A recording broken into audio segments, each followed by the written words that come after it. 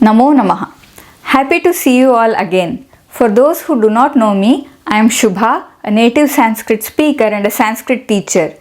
Usually when we hear the word Yajna, what comes to our mind is a number of priests sitting on an altar with a huge fire at the center and they offering ghee and other things into the fire. But Yajna is not just that. There are many different types of Yajnas. Before I go into the types of Yajnas, if you want to know the meaning of the word Yajna in detail, then do watch my previous video in this Yajna series. You can watch this after watching this video. I will leave the link in the description. Now let us look into the various types of Yajnas. In the Bhagavad Gita, 4th chapter 28th shloka, Bhagavan Krishna mentions the different types of Yajnas. He says, Dravya Yajnas Tapo Yajna, Yoga Yajnas Tatha Pare, Svadhyaya Jnana Yajnascha, Yatayas Samshitavrataha. The first one is Dravya Yajna. This is the grossest form of Yajna, where gross materials are used to perform the Yajna. The general picture that comes to our mind when we hear the word Yajna is a Dravya Yajna. In these Yajnas, various materials like samit, ghee, various herbs, etc. are used. The next one mentioned by Krishna is Tapo Yajna. Doing tapas or austerities is also a type of Yajna. In the Tapo Yajna, the person sacrifices the comforts and strictly follows certain observances. This is subtler than the Dravya Yajna. Then Krishna says Yoga Yajna. The commentary of Adi Shankaracharya describes the word yoga here as pranayama pratyaharadi lakshano yoga. That is, yoga here refers to pranayama, pratyahara, etc. Basically, it is referring to the Ashtanga yoga of Maharshi Patanjali.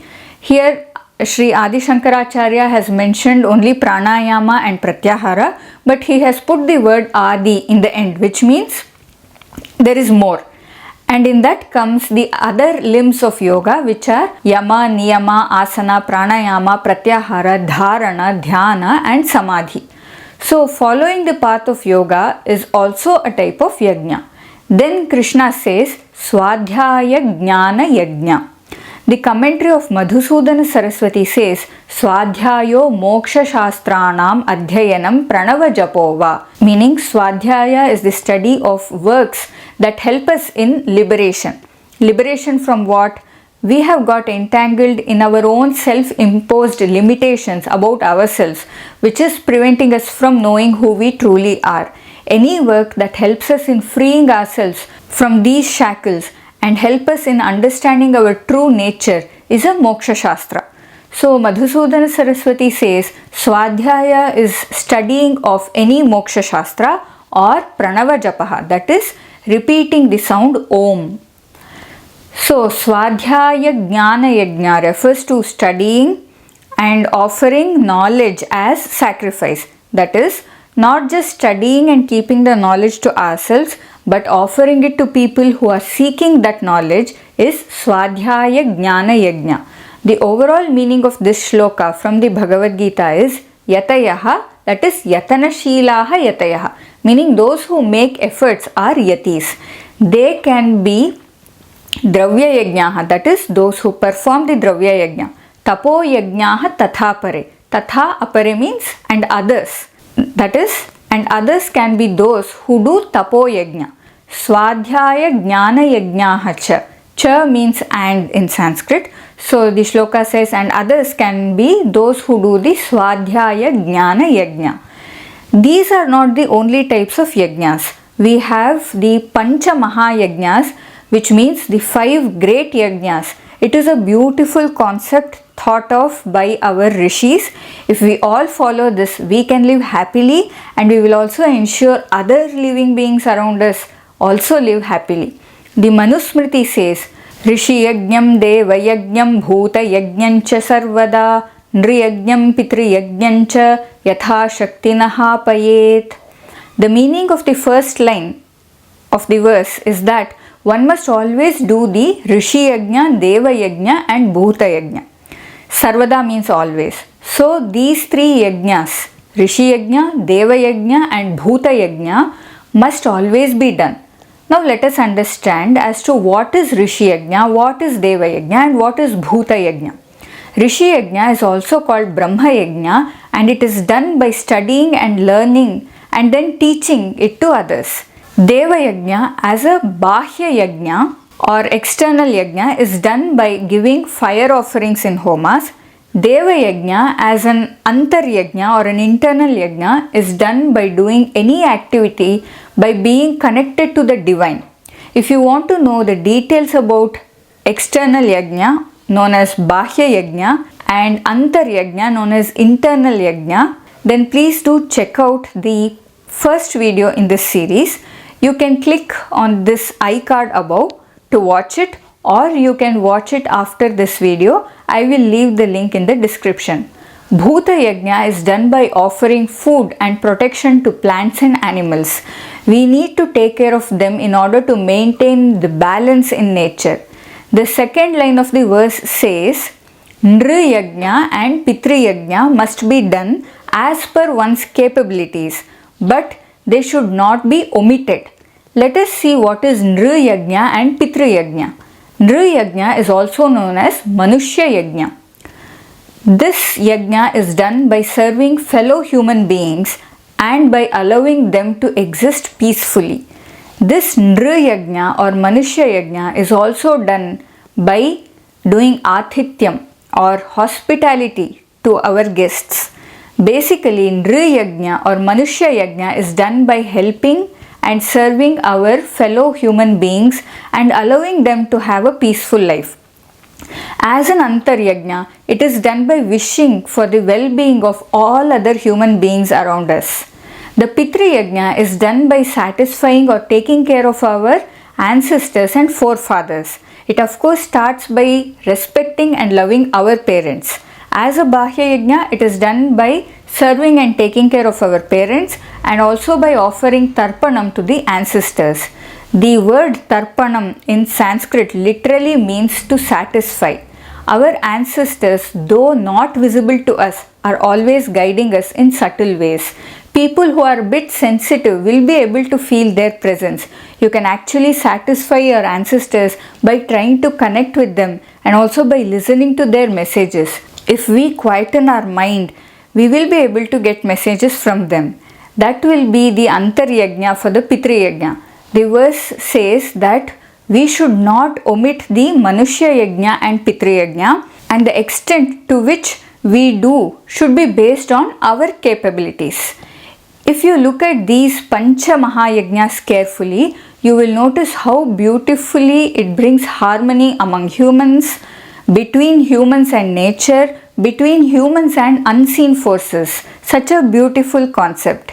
The Shiva Puranam also describes 5 types of yajnas this way. It says, Karma Yajnas Tapo Yajno, Japa Yajnas Taduttaraha, Dhyana Yajno Jnana Yajnaha, Pancha Yajnaf Prakirtitaha, Karma Yajnaratah Kechit, Tapo Yajnaratah Pare, Japa Yajnarataschanye, Dhyana Yajnaratastatha, Jnana Yajnarataschanye, Vishishtaschottarottaram, Karma Yajno Dvidha Proktah, Kama Kama Vibhedatah. Here the 5 yajnas mentioned are Karma Yajna, Tapo Yajna, Japa Yajna, Dhyana Yajna and Jnana Yajna. Further, the verse says, Karma Yajnaratah Kechit, Tapo Yajnaratah Pare, which means some people are into Karma Yajna and some are into Tapo Yajna. Then it says, Japa Yajnaratashchanye, Dhyana Yajnaratah Tatha, meaning others are into Japa Yajna and few others are into Dhyana Yajna. Then it says, Jnana Yajnaratah cha anye Vishishtaha cha Uttarottaram. That is, others are into Jnana Yajna and it is more special in that order. That is, Tapo Yajna is more special than Karma Yajna and Japa Yajna is more special than Tapo Yajna and so on. If you notice, it gets subtler and subtler. We had already seen ways in which Tapo Yajna and Jnana Yajna are done. Now let us look into the others. In the last line, the verse says, Karma Yajno Dvidha Proktaha, Kama Kama Vibhedatah. Karma Yajna is of two types, Kama Karma Yajna and Akama Karma Yajna. Kama Karma Yajna is where a person does some activity with the desire for a particular result. And if a person is doing some karma, that is some work without desiring any outcome from it, then it is Akama Karma Yajna. The outcome may come on its own, but the person does not do the work for the sake of getting the result. Japa Yajna is the repetition of a particular mantra or name or just Om again and again. And Dhyana Yajna is meditation. So any meditation is also a type of yajna, because you are gathering your mental and spiritual energies to focus on a particular thing within you. Through meditation, we connect to the divine, and with or without our knowledge, the fruit of our meditation does not remain confined to us alone. The area around us gets purified, and people who come in contact with the person who meditates also experiences a certain amount of peace of mind. So through meditating, we are actually distributing the fruits of the yajna with or without our knowledge. So in conclusion, we have seen these various types of yajnas, which are Dravya Yajna, Tapo Yajna, Yoga Yajna, Svadhyaya Jnana Yajna, Dhyana Yajna, Japa Yajna, and also the Pancha Mahayajnas, which are Rishi Yajna, also known as Brahma Yajna, Bhoota Yajna, Deva Yajna, Pitri Yajna, and Nr Yajna, which is also known as Manushya Yajna. Please let me know which of the following yajnas is very dear to you and that you love to do. Please let me know in the comments. I am mostly into Antar Yajna. I love doing Dhyana Yajna and Jnana Yajna. I would love to know your favorite type of yajna. It will be great to know the various types of yajnas that people are doing. So do type in the comments your favorite type of yajna that you do and really enjoy doing or you wish to do. All the yajnas have their own significances. And do subscribe to my channel and click on the bell icon so that you will be notified when I add the next video. Subscribing to my channel is free for you, but it helps me immensely in growing this channel.